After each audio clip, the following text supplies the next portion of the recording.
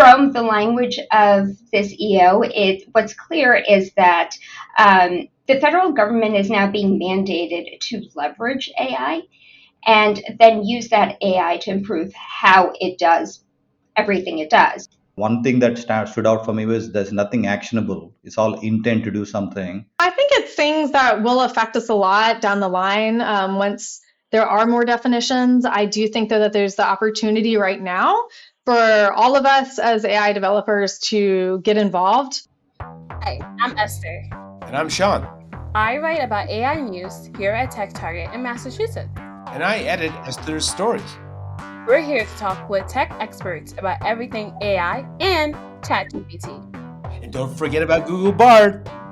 Whether it's who's ahead in the generative AI race, the metaverse, digital twins, or even the latest in autonomous vehicles, we've got it covered. Right, Sean? Yep, we've got it covered. Hi, everybody. Welcome to another episode of the Targeting AI podcast from TechTarget News. Today, we're getting reaction to the executive order on AI signed by President Biden last week. We're talking to a selection of expert observers. For this segment, we're talking with Alla Valente, senior analyst at Forrester Research, serving security and risk professionals. She covers governance, risk, and compliance, third-party risk management, contract lifecycle management, and some other stuff for Forrester, but we're mostly focusing here on the governance, risk, and compliance. So welcome to the podcast, Alla. Sean, Esther, great to be here. Thanks for having me. Okay, so Alla, what are the key compliance aspects that AI vendors and other tech companies have to pay attention to in the executive order? Yeah, Sean. So there are a number of areas that all organizations, whether they are security or AI vendors, private sector companies, and then especially the federal space, need to pay attention to. This 60 plus page executive order is pretty broad in all of the areas that it touches and how it perceives both the benefits of AI going forward to the nation's competitiveness, innovation, and also how we need to be able to adapt to leverage the power of AI. Some of the areas that I think were notable are, first of all, calling for these standards in AI safety and security. I think that's definitely something that jumps right at you. In fact, in the executive order, they talk about the creation of these new standards for testing AI that are going to be building on the current NIST AI framework. But what they're going to do is also add components in there around the red team testing as well as generative AI, and also add some resources that go, as far back as the AI, the product development lifecycle. They're going to, what the executive order is hoping to do is identify some of the risks as early as possible. And that means not waiting until the model is trained, commercially available, and deployed, but it's around how do you embed those security and risk management best practices much earlier on in the development lifecycle of the model. Does the executive order lay out a process for that? It's a little hazy on how that'll work technically with the vendors going to a certain government. Do they go to NIST? Is there a new office in NIST, the National Institute for Standards and Technology, or is it some other group? Do you mean for the development of that standard? Yes. So will they have to submit, specs to NIST? Will they have to? Who's going to oversee that? So I think you might be asking about two separate areas. One is the development of these standards that are going to be added to NIST, and NIST will be, they'll be included as part of NIST standards on AI. It's going to be an interagency effort, especially getting those new standards pushed out to other agencies to make sure that the different agencies within the federal government are also adopting those standards.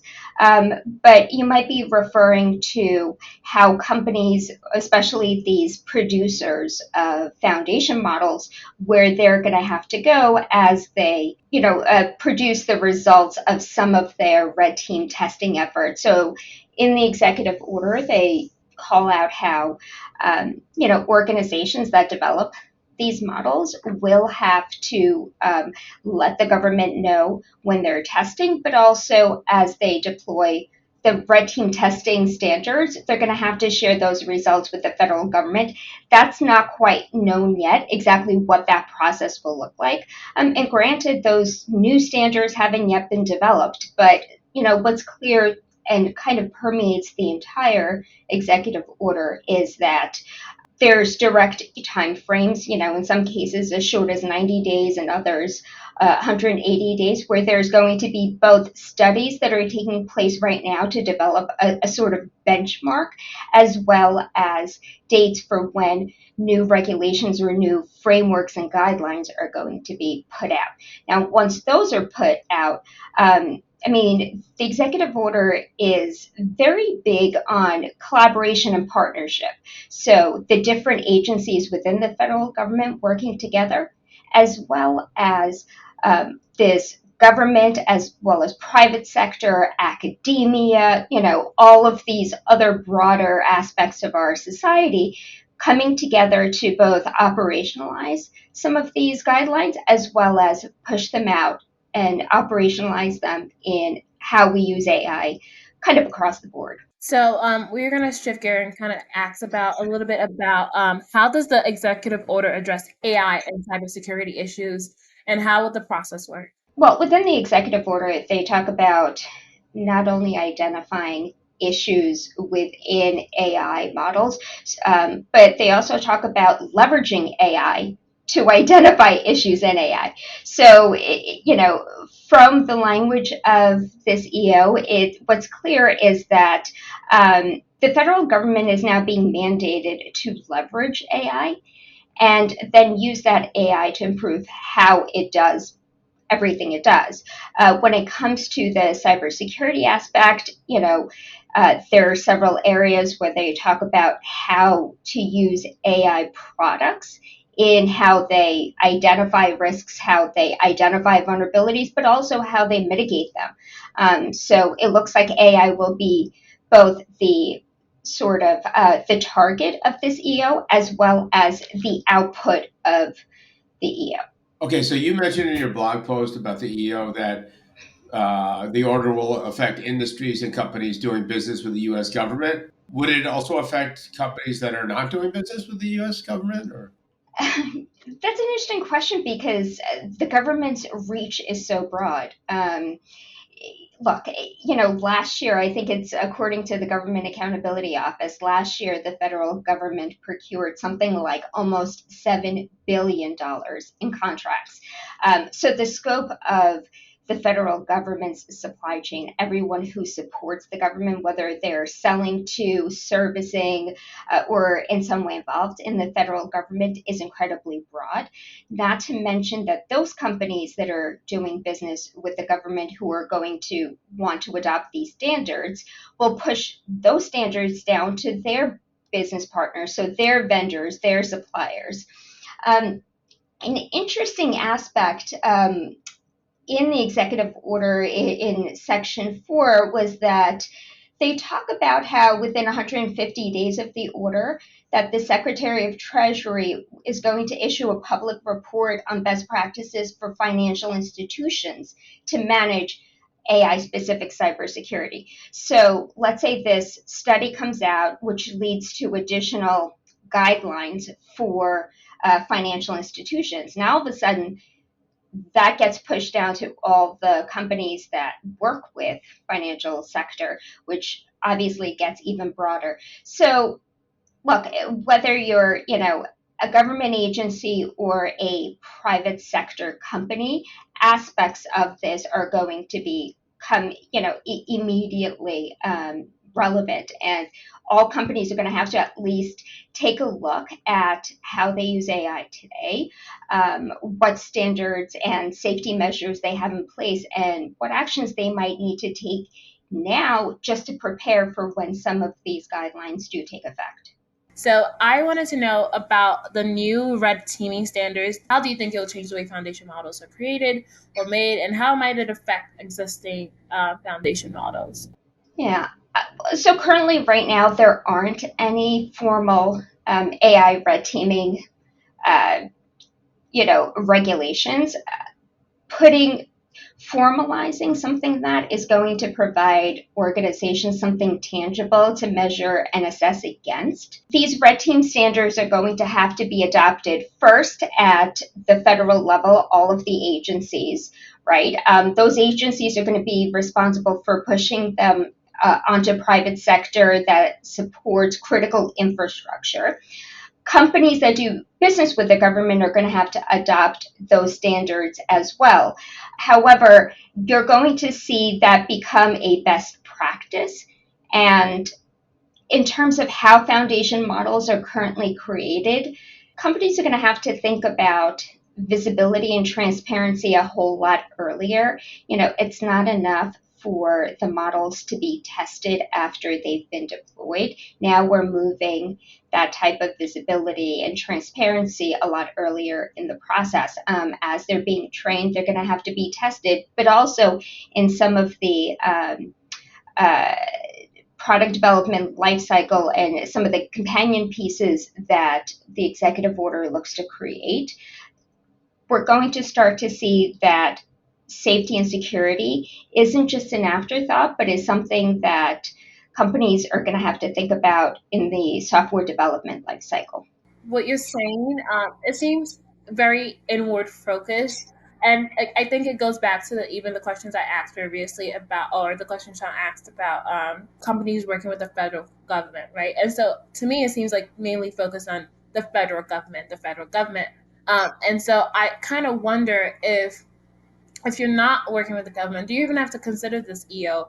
And then you talked about a little bit about thinking about safety issues before. Aren't companies already thinking about safety issues before they start, creating them? Or are the clients that you work with, are they thinking about it in the middle or after? Because I'll be concerned if you're thinking about it after instead of before you even start creating these models. Let me, I guess, address that in two parts.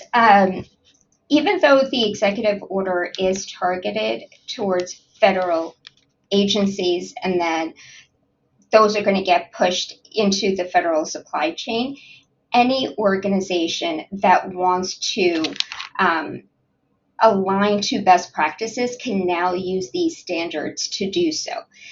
In fact, we see this all the time at Forrester where, technology providers who want to be able to sell to companies that support the federal sector are also adopting standards that might not be mandated but are more of a general best practice.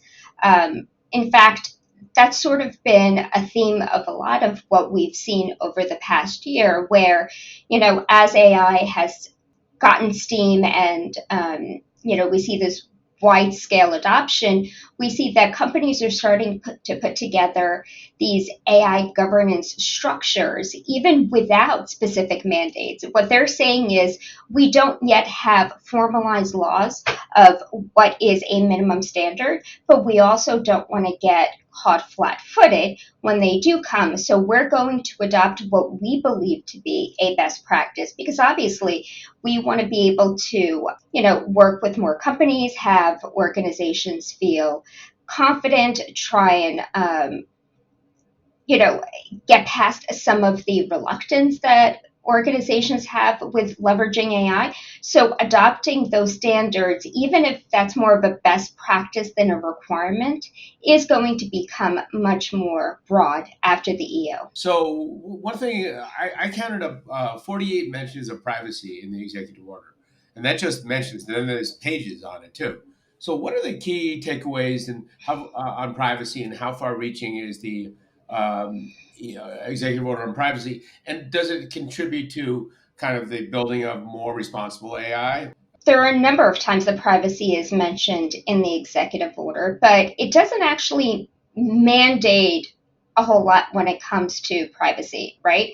The EO calls on Congress to pass a federal privacy regulation here in the US, something similar to GDPR, but we're not there yet, and the executive order can't force Congress to do that. They do talk about internally the use of privacy preserving technologies and calling on agencies to use all of the resources available to them to be able to leverage that type of privacy preserving technology. But they do call out this sort of, you can't have this responsible, trusted use of AI without also factoring for the privacy of individuals. And that is also a theme throughout the executive order, where all of the requirements that are set forth, they're asking not just the government to think of the implications for itself, but also how this might impact citizens. Pretty much the goal of artificial intelligence within this AI is to create a society that can benefit from the value of AI. But it doesn't want to do that at the expense of the privacy of individuals. So we do have a lot of language in the EO around privacy, but at the moment, we still don't have a federal regulation on privacy, and the technologies that are deployed to protect privacy will come from more of a general best practice than a regulatory requirement. My sense is that this document will kind of serve as a spur for congressional legislation to get going on issues like this. It seems to me that's kind of like what the administration meant that part to be, like to push Congress. I don't know. I was actually going to basically say the same thing, because a lot of people have been talking about the need for a federal regulation. So do you think we can see that pretty soon? I mean, when you think about all of the other things that are awaiting congressional approval, especially something that is bipartisan. As much as I would love to see federal regulations around privacy, I don't foresee that coming, in the next 6 months or anything like that. And so right now, what we have are privacy regulations that are state by state. Have your clients started calling you and emailing you and saying, hey, what do we do? With this executive order specifically? Yeah. Not quite yet. Most people knew that this was coming. A lot of the organizations that I speak with right now, they're not asking about how to interpret the executive order just yet, because a lot of the tangibles from this executive order will come when they create those benchmarks, do those studies, look at what they currently have. To get everyone up to the same page with AI regulations, what they're trying to first understand is where everyone is as a baseline, right? Different areas of the government are in different places, also different sectors, have different perspectives on AI. So I think that sort of as a first order of business, there's going to be, this government-funded studies to understand different agencies' baselines today and how they're using AI, and, well, first of all, whether they're using AI. Because I think so far the government's been rather reluctant to adopt artificial intelligence, but that was one of the first things the executive order calls out, which is that, hey, federal government, we want you to use AI. In fact, we're mandating that you use AI. And by the way, when you use that AI, make sure you're using it to make how you procure, how you contract, how you leverage that AI much more transparent and much more effective. All right. Well, thanks so much. That was really fascinating. We definitely like to have you back on. Appreciate your wisdom, and we will talk to you later. Thanks for being on here with us. Thanks so much, guys. So this segment, we're talking to Gopi Polavarapu. He is Chief Solutions Officer at Core.ai, an enterprise chatbot platform that focuses on conversational and generative AI. At core, Gopi oversees different AI systems, including Retail Assist, Travel Assist, and Bank Assist. Before then, he worked at Zebra Technologies as a global product management leader. So, thank you so much for joining us today, Gopi. How are you doing? Thank you for having me. I'm doing really well. So, just to kick it off, when you read it, obviously you work as a vendor. What were your general thoughts about the order and what stood out to you? Yeah, I think it's a mixed feelings for me. So they're trying to put the guardrails around how AI is from a governance perspective. On the other hand, they're saying they want to open innovation. So I see this as a similar thing as the social media thing that came out in 2016 around guidelines, safeguards that government is trying to impose on industries. So I see similar things here. So some things are absolutely needed. For example, deepfakes. It's as election year is coming up. Deepfakes are very important for us to control. Watermarking things is very important. Protecting national security obviously is a big threat because AI could be used to attack on various systems. So there are things that are absolutely needed, but one thing that stood out for me was there's nothing actionable. It's all intent to do something, which is what I see in the executive order.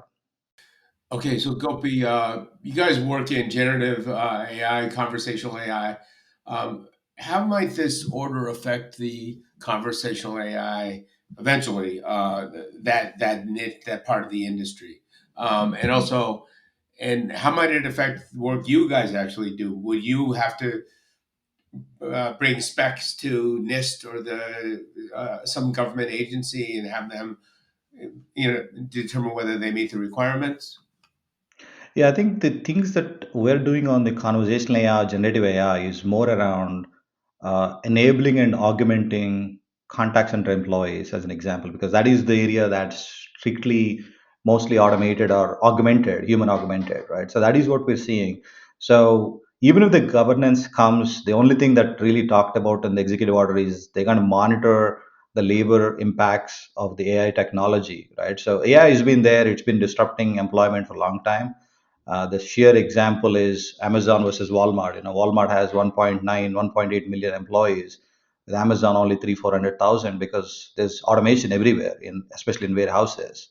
So in contact center, we have been deploying bots for many years.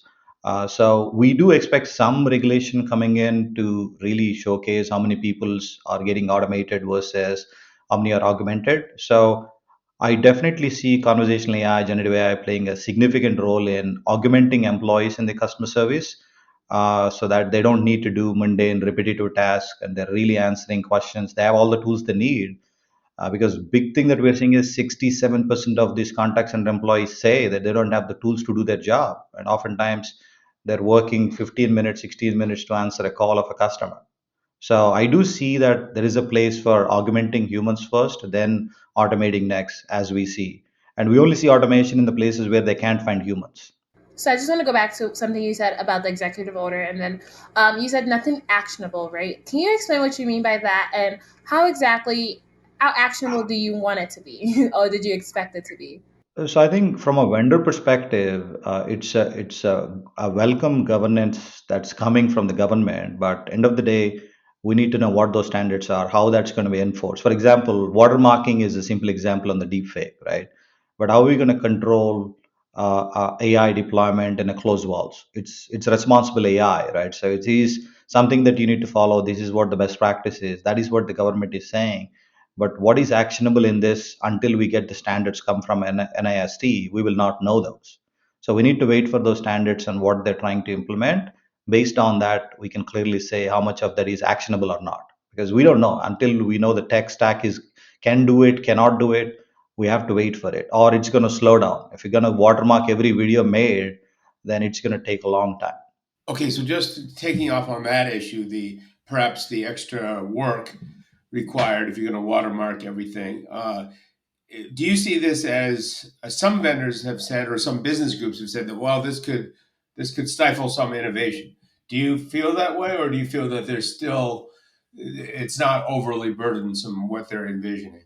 Yeah, I think it is the challenge is obviously the big companies are going to grow big because they already have data, right? So from a startup perspective, one of the things that I do see is how open these algorithms going to be for common people, so that they can innovate faster, they can develop faster, because a lot of the development happens with startups coming in solving problems that are not solved. So at this point, I'm not seeing this as a big threat that it will stop the innovation yet until those guidelines come out. So without the real details of the guidelines, it's hard to say. So we'll have to wait and watch when the guidelines come out on how and what they're really asking us to do. Then based on that, we can clearly say if it's going to halt or it's going to progress. We don't know until the standards come out. So a lot of the people I've spoken to have said, "Oh, it's an executive order," and so next year it's going to be an election year, obviously, and so it's possible that we might not have this executive order to come 2025. So you're saying we're waiting for the standards. How soon do you think we might see that standards? Do you think it's even realistic, the order itself? I think it requires bipartisan support to go make a law, right? So, but there will be some work that will be done, like publishing, governance standards, civil rights, privacy. So, there's anything that is touching, every human in the planet. It is going to be implemented. I'm expecting there will be some kind of guidelines provided sooner, but the broader law of taking actionable things will come probably after election. I don't think so. We can actually get this signed between now and end of next year. So I don't see that either. But I do see the NIST start publishing standards around it.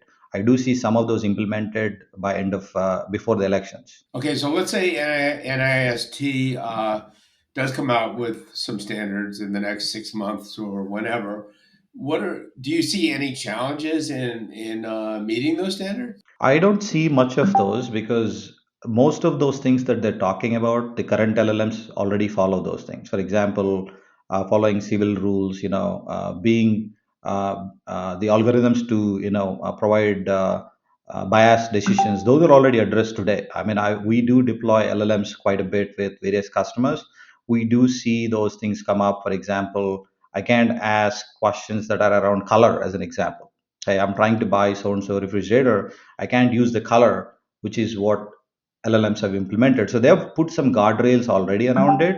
Being a responsible AI companies, end of the day, this is something that every company have to adopt. So right now, that's how I see is, hey, there is a traffic out there. There's going to be some rules coming. So please follow standards. Is what this executive order is. So it's on each company to follow those things responsibly, and that's why the words responsible AI keeps coming up in this executive order, that they're really encouraging companies to follow and practice responsible AI. That's what I see, but I'm not really clear on how that's going to be implemented for various industries. But LLMs, algorithms, I clearly see them already in place right now. I want to mention that I've actually been to NIS headquarters for a 2-day conference on blockchain about 5 years ago. Have you ever been there? No, I've not been there. I've been to NIST long time ago for some government related work. It's an amazing place. Yeah, they've always been doing a lot of good technology work there for a long, long time, but kind of quiet. So I kind of want to dig a little deeper because you're talking about there's a need for something that's more actionable, something that's more needed for vendors like yourself to follow. So how do you, as a vendor, how do you handle the different regulations across state borders, right? When it comes to either the CCPA or the New York law that just came out and other stuff like that. So because we're in the enterprise space, so some of the onus is on enterprise too. So we are a vendor that's providing technology to a customer. So for example, California law is something that we have supported. If customers that are based in California, they have to enforce certain things certain way. So we have mended our software to enable the capabilities to support those standards in our software. So that is available today for our customers. I mean, GDPR has been there for quite some time. So we enable those standards to in order to support and do business in those markets. But end of the day, the following of those guidelines is on a customer that we sell into. So we don't follow all the standards, but we enable those capabilities to follow the standards. That is what we do as vendors. We just spoke to someone who mentioned the idea of like, you mentioned the idea of like this EO is saying responsible AI, right? And that for as a vendor, when do you start thinking about those responsible AI practices, right? Do you think about it right away? Do you think about it before, after you create a system, in the middle of creating the system? What is your practice around in that? And as a follow up to that, you said, well, there's nothing actionable. But for some other vendors, do you think that this might spur them to be like, we need to think about responsible AI right away? Yeah, I think for some examples of the biotech they talked about, right, where they need to have red teams in place to really see what's good, what's not good, act on it. So this is something that they've given as an executive order. So large companies have to comply these things. So we don't know how tight these laws would be. Is it going to be tied to SEC? Is it going to be tied to something that is monitoring these things? We don't know those yet. That's what I'm saying when I say actionable. How hard is these rules implemented? Is this just a guideline for you to follow? Is this like enforced with same thing as an example of a traffic, right? You're going to have cameras, people to watch them. Are they going to follow the rules? And those are the things we need to know. But at a broad level, what I see is they've given the guidelines on what to do for those industries that absolutely need to take action now. But from an enterprise conversational AI and generative AI perspective, there's not much for us, specifically for us as the vendor in the space. But there are other AI companies that they should definitely take this AI thing very seriously, that are around national security, that are around biotech, things that are very very important for the human life, where people are worried about, is this going to be a apocalypse coming because of AI, right? Those are the worries that people should be looking at. But right now, that's how I see when I read this. This is primarily for those big macroeconomic things that the government is trying to control. But from an enterprise perspective, I didn't see much actionable thing. That's why my response is more around where we are playing in from an enterprise AI perspective. But we do follow some of the guidelines ourselves, because our enterprises are thinking the same thing, right? Once everybody reads this thing, every CIO, CEO, they're all thinking about responsible AI, so that they're trying to keep jobs, because they're going to be cautious now than automating everything without knowing what the implications are. So they'll watch and wait. But from our perspective, we're giving them the capabilities that make them comfortable in doing it. For example, guardrails we put in around LLMs, that is something we do, and the enterprises comply to GDPR, they comply to civil rights. They're worried about lawsuits coming around that using LLMs. You don't know what the LLM will say. So we're controlling the responses, approving those responses. So we're doing all of those things that are needed to really make it a good solution for our customers. End of the day, we're really putting this back on customers to verify, because ourselves, we don't know how these LLMs will react. Even after putting guardrails, sometimes it works, sometimes it comes with a different response. So we're putting all the tools and utilities that are there to really guardrail those things, so that the enterprise can safely deploy these technologies. Okay, so part of this executive order talks about stimulating the growth of AI in the government. So having the government hire more talent, use AI more. Do you see this at all as opening up more business opportunities in the long run for a company like yours to sell into the government? Absolutely. I mean, we started working with some of the government agencies from the last 12 to 18 months, and they have a different process for procurement, especially for these kind of innovation technologies. Right now, they use innovation funds right now, but once we have these AI funds, we're expecting there will be some fund that will be available for the government to encourage startups in the AI space to solve specific problems that these guys have. So I do anticipate that business opportunities that will come up as the government makes these government bodies, whether it's US Digital or NIST, and as they start hiring more people, I do anticipate they'll make rules little easier for procuring from smaller vendors like us, who are not GSA contractors, who are not following these standard government procurement processes. What do you think about the EOs kind of trying to spur more AI talent? So, I mean, AI talent is really scarce. It's hard to find right now. We're trying to go to schools. We actually do conduct botathons, hackathons type things to kind of educate younger talent on developing these skill sets. So we ourselves are hiring people right from schools to kind of teach them, because there's not much of talent out there. So pretty much, it's good to start from fresh and start teaching them what we want to teach them, rather than trying to find talent. It's hard to find, especially for startups like us. When you have companies like OpenAI, willing to pay $1 million of compensation, so it's hard for us to find the talent, especially in the startup space. So that's what we're doing. We're really nurturing and growing the younger, talent, and then trying to hire them once their training is complete. Thank you so much, Gopi, for being with us. It's great to have a view of a vendor, and it sounds like you're open to working with some of these new ways of thinking about AI from the government. And so, appreciate your time. Thank you. This segment was speaking to Katherine Hendrickson, an aerospace PhD holder with over 8 years' experience as a DoD contractor. Currently, Kat is a senior research engineer at EpiSci Science, a software company that develops next-generation AI systems.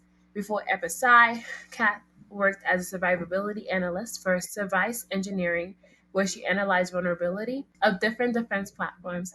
Thank you, Kat, for joining us on today's podcast. Thanks. I'm so excited to be here. We're excited to have you. So I just read a little bit about EpiSci. Can you speak about more what the company does, what types of clients you work with, and how it relates to AI? Yeah, so we provide tactical AI solutions in the Department of Defense realm primarily.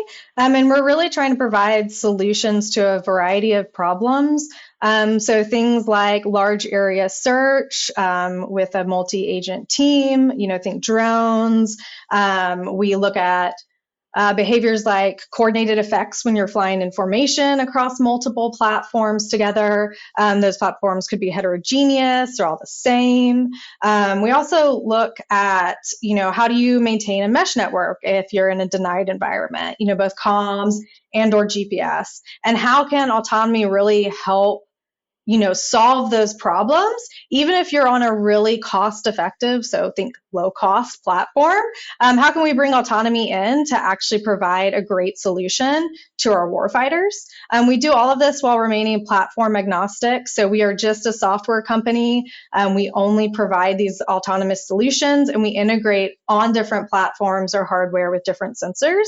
My portfolio is typically, your smaller platforms, so your group 2-3 drones. And then we also have another portfolio where they're looking at those exquisite aircraft as well. So if anyone's familiar with like the Alpha Dogfight challenges where you use AI to actually control a fighter jet, EpiSci does that as well. So we've got our hand in a lot of different things, but really focused on reducing operator workload. We're not trying to replace human pilots or replace your operators. We're really looking at how can we make their jobs easier, how can we make their jobs more effective, and how can we just provide them with more information so that they can make better decisions. Okay, so before we get into this executive order, way I understand it is you guys do mostly hardware, work with hardware systems, or you work for software for hardware defense systems? So we provide the software piece and we work with multiple hardware vendors. Okay, and so is this for national defense, like protecting the U.S. territory, or for warfare and military operations overseas? It could be both. We don't really distinguish. We work with a couple of different customers. They come to us with specific needs or mission vignettes, and then we develop solutions for them. Okay, so let's get to the government executive order. So when you first read it or read about it, what were your first thoughts, and how does it affect your part of the industry? In terms of military, defense, security, does it affect you? And what are your thoughts on it? Yeah. So my first thoughts, it definitely seems like it's a broad executive order. It's really looking at developing guidelines and best practices really across the whole field, which is exciting. I think though that there's still, because it's let's develop guidelines, there's still a lot of unknowns about how it's actually going to shake out, how useful some of those guidelines might be. Certain things that I really liked out of it, though, that I do think will affect my industry is how they're really partnering with research facilities. So it's kind of hard to see if you just read the, high level summary of it. But if you actually get into the executive order, they're actually putting a lot of research behind all of these different areas. So partnering with research facilities, funding extra research in AI. And I think that's really exciting to really push the field forward as well. So I definitely think that we'll see some things coming out of that. As far as it affecting the Department of Defense, it does look like that was something where there's a a piece in there, a reference to it, but I think more guidance in that area will be coming later.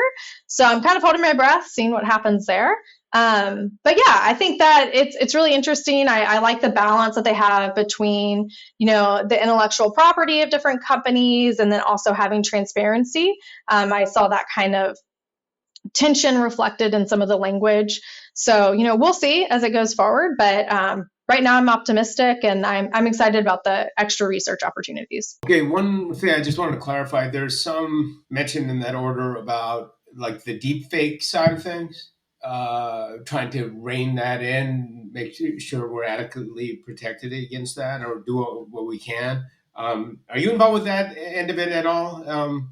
Use of AI in that kind of, cyber warfare?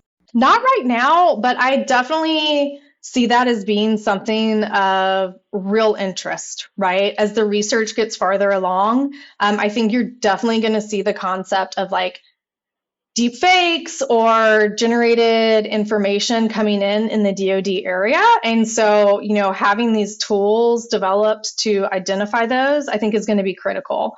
So that's definitely something that I see coming down the line. You mentioned a lot about research. So to me, it sounds like it's still kind of in the early phase of like, we'll see what happens with this. How realistic do you think, how seriously do you think, I guess that for developers, AI engineers like yourself, people who are actually working with these systems, does it really affect you guys? Or is it realistic? Is it just like, just another AI regulation or things that we'll see down the line, right? Yeah, so I think it's things that will affect us a lot down the line once there are more definitions. I do think, though, that there's the opportunity right now for all of us as AI developers to get involved, right? To look into this research, see what's happening, look at some of the techniques that they're exploring. I think that that's really exciting.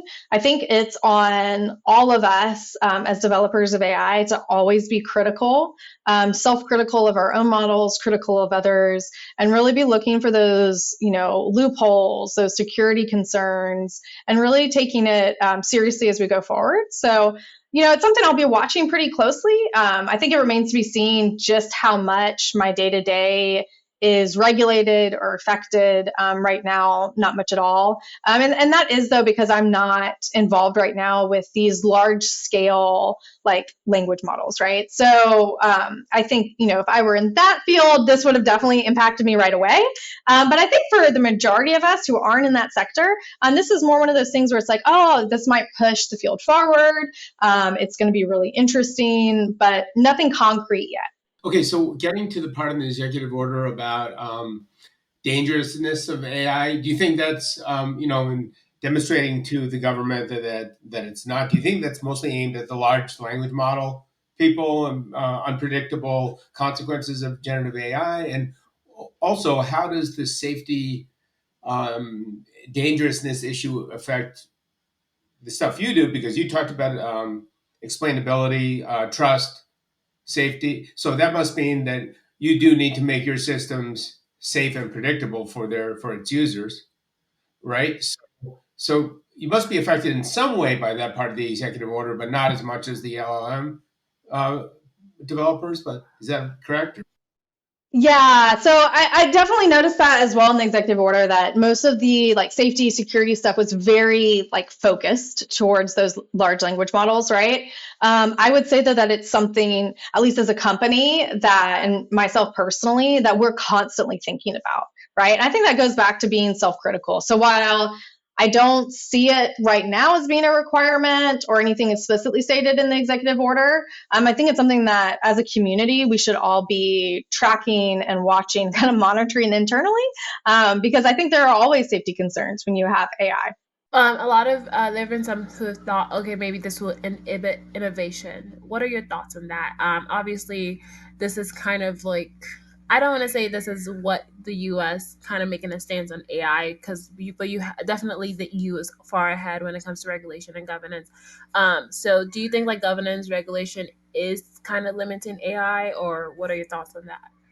I think it really comes down to what these individual guidelines are going to be, right? One thing that I did notice is, when you look at that top level thing that they released, it does seem to be more focused on like your guidelines, your safety, security. But when you delve into the actual executive order, there is a ton of funding for innovation and research. And, even when we're talking about these like generative models, not just, funding research to prevent them or identify them, but like, how can we also use these tools? How can we develop AI tools to help us identify them? So I think that when you get down into a lot of the meat of it, I think that is a more balanced approach. I think that, you see that, AI really is a tool.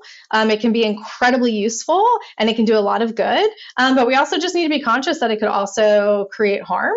And so, there's that responsibility there. How you put that, I mean, this could be the biggest step that the U.S. government has actually taken to support AI development, not just regulation, but support development. And whatever you want to say about China, whatever people say about it, it's the way it runs its government, the way it conducts its affairs. It's been seen as being much more active in supporting AI than the U.S. So is it correct then to see you saying that this is at least a pretty important step in at least acknowledging the AI industry overall and supporting it as well as regulating it? Yeah, I think so. And I think you can also see that reflected as well in their focus. If you look at the focus area where they're actually looking at recruiting AI talent, not just to the US, but within the government in particular, I think that that's really encouraging and interesting because not only if we were developing these models, right, not only do you hope that the AI developers know what they're doing, but you hope that the people assessing it also know what they're doing, right? Which means that the government needs to be hiring AI experts across the board as well. And so I was really excited to see that language in there. I'm a cautious optimist. So, we'll see how much funding and stuff gets in there, but I was excited to actually dig into the actual executive order and see, some explicit research and steps being taken. Yeah, that's really cool because in this whole realm of technology itself, you see these tech leaders coming to Congress and the Congress people interviewing them, and it's clear that they don't know much about technology. Their staffs know a lot more than they do, and especially the younger staffs. And now, so I think it's pretty important, as you pointed out, that President Biden has recognized that we need more AI talent in the government because now it's run by older people from my generation who don't have a background in the newest AI techniques. They might be stuck in the IBM, mainframe, Watson of the 1970s. Yeah, I'm hopeful. I think it's going to be a challenge for the government to draw talent away, right? How are they going to make their, compensation packages at all competitive with your tech companies? So we'll see how that fleshes out. But I like seeing the acknowledgement that it's a priority. Okay, I have just one more question. I love the fact that you're like, I'm a cautious optimist because you're like, we'll see. And we know that next year is obviously an election year. And so do you think that this might stay, or do you think it might get overturned, or how possible will this be overturned? I mean, I think the majority of it would stay. I do think that there are some pieces of it that might be considered more partisan. There's the explicit like carving out of developing AI models for like climate change, for more equality, addressing discrimination in different areas. So I could see how some of those might get gutted, right, if we had a different party in place. But I think it remains to be seen. I think that overall, I would hope that developing guidelines and best practices is something we can all get behind, right? But where all the money ends up going and what research institutes and what research problems they're working on explicitly, that might change. Thank you so much, Kat. We really appreciate your time and for allowing us to speak to you on this. Yes, this is a lot of fun. I always love talking about it. Thanks for listening to today's podcast. Please remember to share on your favorite social media platform and leave a review. For more on today's topic, please check out the TechTarget news website.